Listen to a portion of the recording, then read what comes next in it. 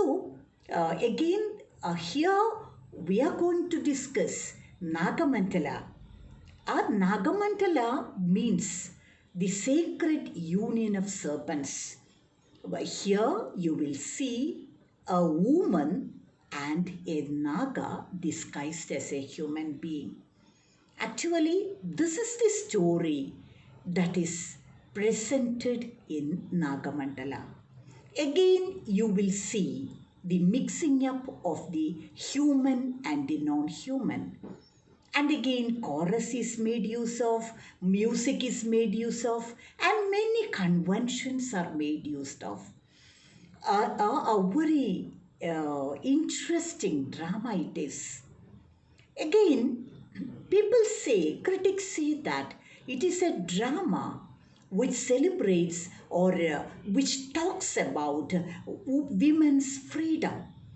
Or he is very much worried about the role of a woman in the Indian society. We know that Indian society is a patriarchal society, a male-dominated society.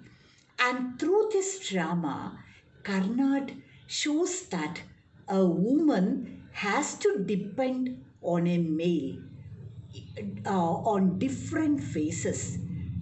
During the different phases of her life, she has to depend on the males. And so it is a feminist drama. It is a play which presents or which gives a true picture of a woman in the traditional Indian society, in the male-dominated Indian society. And Rani is the heroine. We can say that she is the central character. A very beautiful 18-year-old girl. She is married, and so we can say that she is a woman or married to a man called Appanna. Actually, it is the story of Rani and Appanna. More than that, it is the story of Rani and Naga. By presenting the characters of Appanna and Naga, actually in the drama, in the stage, the same person will be playing the role of Appanna and Naga. Because whenever Naga comes to Rani, he takes the shape of Appanna. So that Rani will not understand that it is not her husband. She thinks that it is her husband. But she can see changes in the character, drastic changes in the character. And she used to wonder why Appanna, sometimes he is very friendly, sometimes he punishes Rani very cruelly. A very cruel husband is Appanna. Usually every day he goes, even after the marriage, he goes and spends time with his mistress. And he will be locking Rani in the room, in the house, so that Rani will not leave him. A sadistic pleasure Appanna gets in torturing Rani. But Naga, who comes in the shape of Appanna, is very loving, very considerate. Side by side, these two pictures are placed before the reader so that we will understand how much the human beings are, how much they have gone down compared to a serpent. We will think how a human being can go to such a lower level and how he can be so cruel, so beastly, and so on. We will discuss the story and the characters in the coming sessions. But let me finish off the characters let me finish off the description of the author. And I told you he became very famous as a dramatist. And his plays like Yayadi, Tughlaq, Hayavadana, Nagamandala, they all became extremely popular. They were staged on thousands of stages and Karnad became very popular as a dramatist. And in addition to being a dramatist, he was an excellent critic, and he also was interested in film. He was a script writer, and again, he was a good director, and he even got the Best Director Award. First, the Best Film Director Award, Karnad got. And so he had excelled in the field of film also. Again, he was an actor, good actor, a good script writer, and a good film director. And he even got a national award. And he was the Fulbright Scholar, a playwright in the University of Chicago. And he got many awards and recognitions like Padma Bhushan, Padma Shri, Jnanapith, and so on. And he was a very active personality and all-rounder. And the eventful life came to an end, to a natural culmination last year in 2019. The great man died last year. And so, this is an outline of the author. I'm sure that you will go through the character of Girish Karnad. Very interesting it is. And definitely you should go through his works. Try to understand the great dramatist, how he presents character, how modern themes are presented in a traditional context using folklore, myth, and so on. So interesting an author he is. And so definitely, my dear students, before my next session, you should try to be, or you should try to understand, you should read something about Girish Karnad, and then you should get an average knowledge of the different plays written by him, the different themes selected by him, and so on. And this drama, Nagamandala, before I conclude this session, I should mention something about the dramatic technique that is used.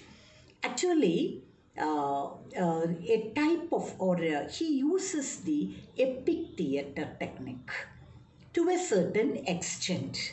That is, what is epic theatre technique? That is distancing of the audience. The audience should not mix up with the actors on the stage. That is, there should be a type of mental distancing between the characters on the stage and the audience. Only when there is such a detachment, the spectator will analyze the characters objectively on the stage. Actually, for a dramatist, there are more challenges than the actors of a film, because in a drama, actually the characters, the actors, they act, they play their roles on the stage. And so they have the audience sitting in front of them. And so the mood of the audience will definitely influence the actors on the stage. If they are friendly, the actors will be comfortable. If they are hostile, if the audience is hostile, that may affect the mood of the actor. And so the challenge of a dramatist, or sorry, more than the dramatist, the challenges faced by the actors in a drama, it is greater than even that in a film, where everything is recorded and later shown. And so, in an epic theatre, actually, the dramatist feels that the audience should evaluate the actors on the stage very objectively. They should understand the essence of the play. They should understand the message of the play. For that mental distancing is needed. And this is the basic technique of epic theatre which is made use of in Nagamandala also. In Hayavadana also, Girish Karnad uses this technique. And improbable situations are presented on the stage so that we are always aware that it is a drama. A story is unraveled before you and you will evaluate it objectively and you will enjoy the play. And again, in order to make the drama very interesting, Girish Karnad uses a two-layer structure or a story within a story technique. Actually, this drama has three parts: a prologue, then Act 1 and Act 2. And Act 1 is like a framework. And in this framework, the main story is inserted. And that story is the story of Rani and Naga. And in the next session, we will be dealing with an outline of the plot. Then, if there is time, I will discuss the different characters. The main characters, see, I told you there is a two-layer structure. And in the first session, in the prologue, you have a playwright. Very humorously, it is said that this playwright is waiting in a ruined temple because he was sure that he will die that night. Because it is a punishment from heaven for writing boring plays.